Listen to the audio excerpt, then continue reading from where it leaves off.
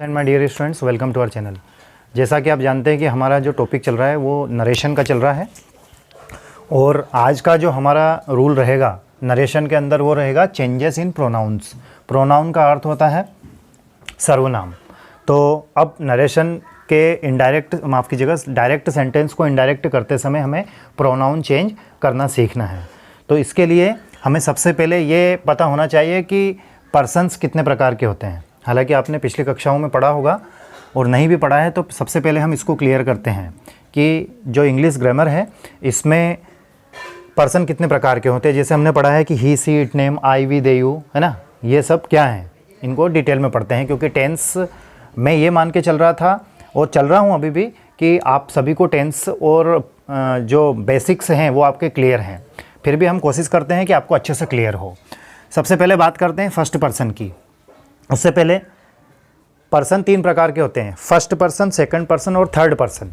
ठीक है, first person जैसे मैं बोल रहा हूँ तो मैं फर्स्ट पर्सन हो गया, आप मेरी बात को सुन रहे हैं तो आप सेकंड पर्सन हो गए, और आप और मैं मिलकर किसी तीसरे व्यक्ति की बात कर रहे हैं। जैसे हमारे सर अंग्रेजी बहुत अच्छे पढ़ाते हैं तो मैं फर्स्ट पर्सन हो गया, आपने सुना सेकंड पर्सन हो गए, और हमारे सर बहुत अच्छे अंग्रेजी पढ़ाते हैं तो हमारे सर मतलब वह थर्ड पर्सन हो गए।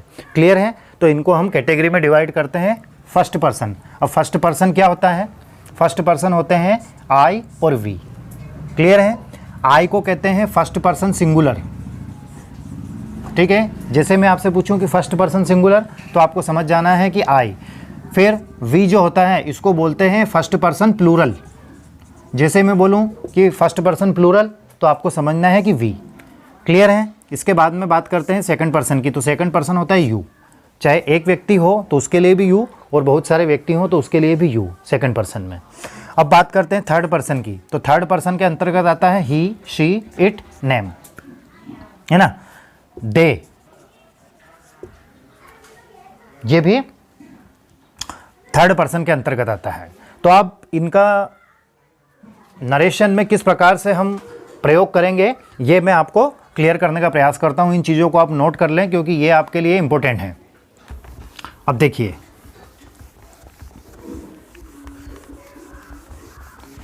यहां पर मैंने एक सारणी बनाई है, टेबल। इस टेबल को हम बोलते हैं सन रूल। क्या बोलते हैं इसको? सन रूल। ठीक है, अब सन रूल है, यहां पर देखिए एस का अर्थ है सब्जेक्ट, ओ का अर्थ है ऑब्जेक्ट और नो माफ कीजिएगा एन का अर्थ है नो चेंज। ठीक है, ये यहाँ फर्स्ट पर्सन है, सेकंड पर्सन है और ये थर्ड पर्सन है। अब देखिए मैं आपको एक एग्जांपल देता हूँ, उस एग्जांपल के माध्यम से हम समझने का प्रयास करते हैं। पहले तो ये जो एक्स्ट्रा वॉइस आ रही है इसको आप इग्नोर कीजिएगा। फिलहाल हम हमारे जो एक्सरसाइज है, हमारे रूल्स एंड रेगुलेशन है, इन पर फोकस करते हैं। एक चीज़ मैं आपको और क्लियर कर दूँ कि यदि माफ़ कीजिएगा रिपोर्टिंग स्पीच के अंतर्गत या रिपोर्टिंग स्पीच में यदि सेड टू आता है तो सेड टू का टोल्ड हो जाता है, और सेज टू आता है तो उसका टेल हो जाता है। ठीक है, टेल या फिर टेल्स हो जाता है। ये चीज़ आपको ध्यान रखना है। तो यहाँ सेड टू दिया गया है तो इसका तो हम सबसे पहले क्या कर देंगे? टोल्ड कर देंगे। अब मैं आपसे कह रहा हूँ कि ये जो रिपोर्टिंग स्पीच है, इस रिपोर्टिंग स्पीच में यदि आपको पहचानने के लिए मैं कहूँ तो सब्जेक्ट क्या है? देखिए रिया यहाँ पर सब्जेक्ट है और रानी यहाँ पर ऑब्जेक्ट है। ठीक, ये चीज़ आपको ध्यान रखना है। तो कहने का तात्पर्य है कि रिपोर्टिंग स्पीच में सब्जेक्ट और ऑब्जेक्ट फाइंड आउट करने के बाद में हमें रिपोर्टेड स्पीच में देखना है कि इसमें सब्जेक्ट क्या है। इसमें सब्जेक्ट यदि फर्स्ट पर्सन रहता है तो देखिए आप इधर किसके अनुसार चेंज होगा? रिपोर्टिंग स्पीच के सब्जेक्ट के अनुसार। तो रिपोर्टिंग स्पीच में सब्जेक्ट क्या है? रिया है। और यहाँ पर यदि सेकंड पर्सन होता है तो वो किसके अनुसार चेंज होगा? रिपोर्टिंग स्पीच के ऑब्जेक्ट के अनुसार। देखिए यहाँ पर लिखा है सेकंड पर्सन है तो रिपोर्टिंग स्पीच के ऑब्जेक्ट के अनुसार, और रिपोर्टेड स्पीच का जो सब्जेक्ट है वो थर्ड पर्सन होता है, जैसे ही, सी, इट, नेम होता है तो उसमें कोई परिवर्तन नहीं होता है, मीन्स नो चेंज। एक बार और रिपीट कर रहा हूँ, रिपोर्टेड स्पीच में सब्जेक्ट यदि फर्स्ट पर्सन हो तो रिपोर्टिंग स्पीच के सब्जेक्ट के अनुसार चेंज होगा। रिपोर्टेड स्पीच में सब्जेक्ट यदि सेकंड पर्सन हो तो रिपोर्टिंग स्पीच के ऑब्जेक्ट के अनुसार चेंज होगा। रिपोर्टेड स्पीच में सब्जेक्ट यदि थर्ड पर्सन हो तो उसमें कोई परिवर्तन नहीं होगा। अब देखते हैं हम, ये सेंटेंस हमारे सामने है। तो सबसे पहले हमने क्या देखा कि भैया सेड टू आया है, तो सेड टू का हम क्या कर देंगे, टोल्ड कर देंगे। क्लियर है इतना। अब यहाँ पर ये सब्जेक्ट है और ये ऑब्जेक्ट है। फिर हमने देखा कि रिपोर्टेड स्पीच का सब्जेक्ट देखो कौन सा है, तो रिपोर्टिंग स्पीच का सब्जेक्ट जो है वो फर्स्ट पर्सन सिंगुलर है। तो फर्स्ट पर्सन सिंगुलर है तो किसके अनुसार चेंज होगा, रिपोर्टिंग स्पीच के सब्जेक्ट के अनुसार। तो कहने का तात्पर्य ये जो आई है ये कौन है, ये रिया है। ठीक है, तो इसका आंसर जो हम लिखेंगे तो क्या होगा, रिया। अब सेड टू का हमने क्या कर दिया, टोल्ड। रानी,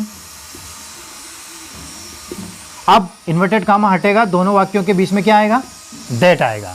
अब ये कौन है, आई, रिया है, तो आई का क्या हो जाएगा, रिया का शी। यदि यहाँ रिया की जगह सुरेश रहता, हरीश रहता है ना, तो हम ही कर देते, तो सी। अब आई का, माफ कीजिएगा, एम का क्या हो जाएगा, वॉज हो जाएगा, क्योंकि ये प्रेजेंट का है तो इसको पास्ट में कर देंगे। Writing a poem. ठीक है, क्लियर है। और भी एग्जाम्पल करते हैं, आपको बहुत अच्छे से क्लियर होगा। देखिए एक और एग्जाम्पल मैं देता हूं। Riya said to me you are a good girl. ठीक है, अब देखिए आप, ये सब्जेक्ट है, मी यहां पर ऑब्जेक्ट है। अब यहां पर रिपोर्टेड स्पीच में सब्जेक्ट कौन सा है, यू है। तो यहां पर देखिए, अब रिपोर्टेड स्पीच में सब्जेक्ट यदि सेकंड पर्सन हो तो रिपोर्टिंग स्पीच के ऑब्जेक्ट के अनुसार चेंज होगा।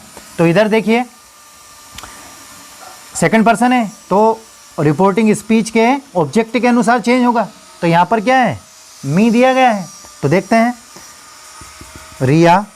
अब सेड टू का क्या हो जाएगा, टोल्ड हो गया।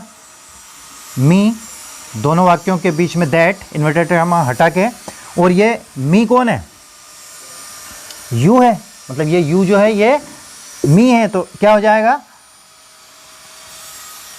I am a good girl. ठीक है, उम्मीद करता हूं कि यह चीज आपको क्लियर हुई होगी। और एग्जाम्पल करते हैं। नेक्स्ट एग्जाम्पल है, Riya said to Shivani Rani is absent today. देखिए यहां पर जो रिपोर्टेड स्पीच का सब्जेक्ट है ये क्या है, थर्ड पर्सन है। ही सी इट नेम, ये क्या है, थर्ड पर्सन है। तो टेबल में देखिए आप, रिपोर्टेड स्पीच का सब्जेक्ट यदि थर्ड पर्सन हो तो उसमें कोई परिवर्तन नहीं करते हैं। तो इसमें कोई परिवर्तन नहीं होगा, बेसिक परिवर्तन होगा जो हम करते आए हैं। रिया सेड टू का क्या हो जाएगा, टोल्ड हो गया। शिवानी, अब इन्वर्टेड कामा हटेगा, दोनों वाक्यों के बीच में दैट लगेगा, और यहाँ पर थर्ड पर्सन है इसलिए इसमें कोई परिवर्तन नहीं होगा। तो रानी, अब इसका क्या हो जाएगा, वॉज हो जाएगा। क्यों हो जाएगा, क्योंकि प्रेजेंट का है तो पास्ट में चला जाएगा। अब्सेंट,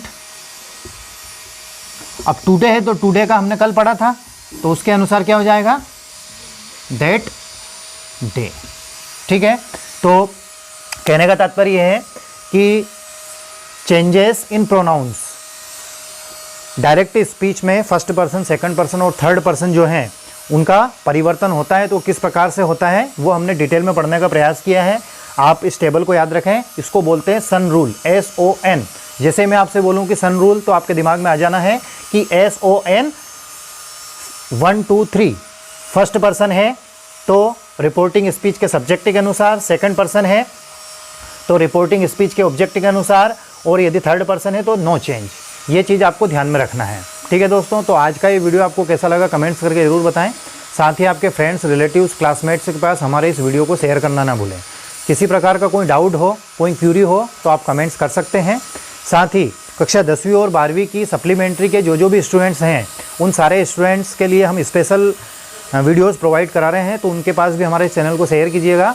और कक्षा 12वीं के करंट स्टूडेंट्स वो ध्यान दें, ये आपके लिए सूचना है कि नेक्स्ट संडे को आपका टेस्ट रहेगा, और वो जो टेस्ट रहेगा वो आपका लाइव टेस्ट रहेगा। तो ज़्यादा से ज़्यादा स्टूडेंट्स को आप ये इन्फॉर्म करें, है ना, उनके पास जानकारी पहुंचाएं कि हमें टेस्ट देना है, क्योंकि हमारी 2 महीने की जो तैयारी हम कर रहे हैं वो तैयारी हमारी कैसी है और आपका एनालिसिस अच्छे से हो सके।